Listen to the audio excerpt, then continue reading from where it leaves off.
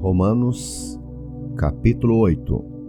A nova vida debaixo da graça, segundo o Espírito de santidade e adoção.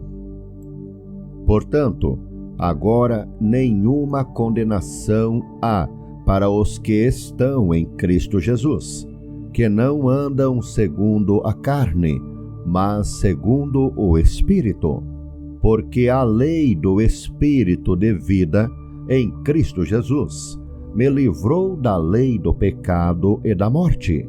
Porquanto o que era impossível à lei, visto como estava enferma pela carne, Deus, enviando o seu Filho em semelhança da carne do pecado, pelo pecado condenou o pecado na carne, para que a justiça da lei se cumprisse em nós, que não andamos segundo a carne, mas segundo o Espírito.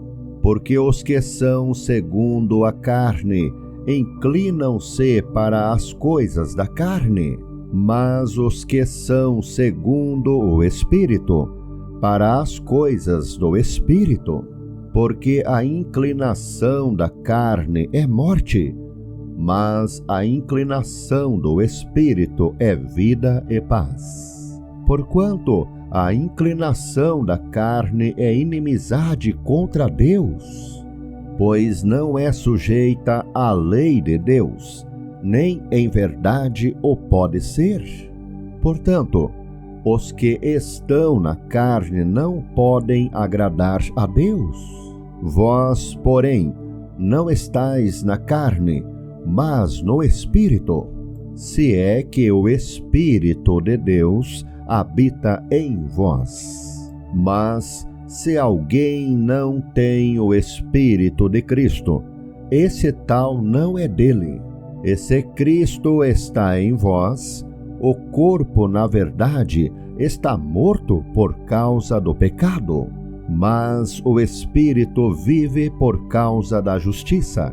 E se o Espírito daquele que dos mortos ressuscitou a Jesus habita em vós, aquele que dos mortos ressuscitou a Cristo também vivificará o vosso corpo mortal, pelo seu Espírito que em vós habita. De maneira que, irmãos, somos devedores, não a carne para viver segundo a carne. Porque, se viverdes segundo a carne, morrereis. Mas, se pelo Espírito mortificardes as obras do corpo, vivereis. Porque todos os que são guiados pelo Espírito de Deus, esses são filhos de Deus. Porque não recebestes o espírito de escravidão, para outra vez estardes em temor, mas recebestes o espírito de adoção de filhos, pelo qual clamamos, Abba, Pai. O mesmo Espírito testifica com o nosso espírito que somos filhos de Deus. E se nós somos filhos, somos logo herdeiros também, herdeiros de Deus e co-herdeiros de Cristo. Se é certo que com ele padecemos, para que também com ele sejamos glorificados. Porque para mim tenho por certo que as aflições deste tempo presente não são para comparar com a glória que em nós há de ser revelada. Porque a ardente expectação da criatura espera a manifestação dos filhos de Deus.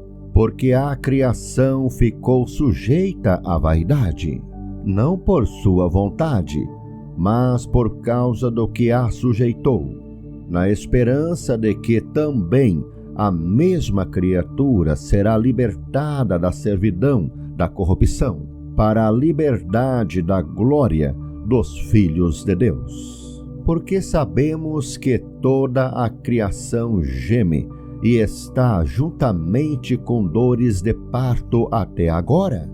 E não só ela, mas nós mesmos, que temos as primícias do Espírito, também gememos em nós mesmos, esperando a adoção, a saber, a redenção do nosso corpo, porque em esperança somos salvos.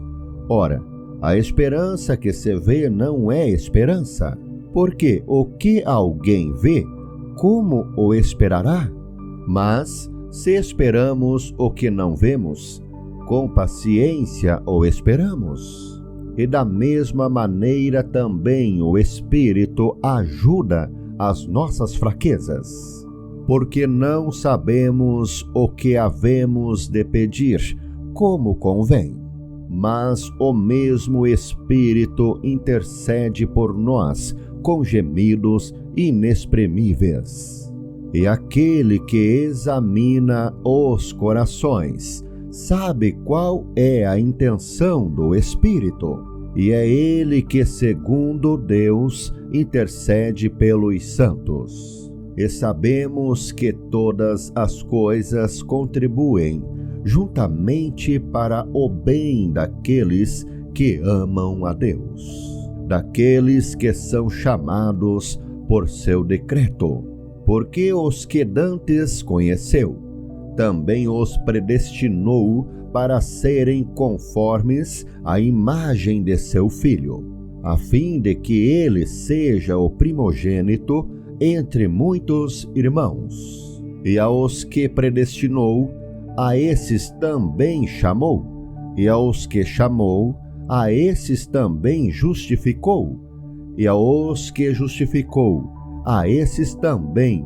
glorificou. Que diremos, pois, a estas coisas? Se Deus é por nós, quem será contra nós? Aquele que nem mesmo a seu próprio Filho poupou, antes o entregou por todos nós, como nos não dará também com ele todas as coisas? Quem intentará acusação contra os escolhidos de Deus? É Deus quem os justifica. Quem os condenará? Pois é Cristo quem morreu, ou antes, quem ressuscitou dentre os mortos, o qual está à direita de Deus, e também intercede por nós. Quem nos separará do amor de Cristo? A tribulação? Ou a angústia? Ou a perseguição? Ou a fome? Ou a nudez? Ou o perigo? Ou a espada? Como está escrito: por amor de ti somos entregues à morte todo o dia. Fomos reputados como ovelhas para o matadouro. Mas em todas estas coisas somos mais do que vencedores, por aquele que nos amou. Porque estou certo de que nem a morte, nem a vida, nem os anjos, nem os principados, nem as potestades, nem o presente, nem o porvir, nem a altura, nem a profundidade, nem alguma outra criatura nos poderá separar do amor de Deus, que está em Cristo Jesus, nosso Senhor.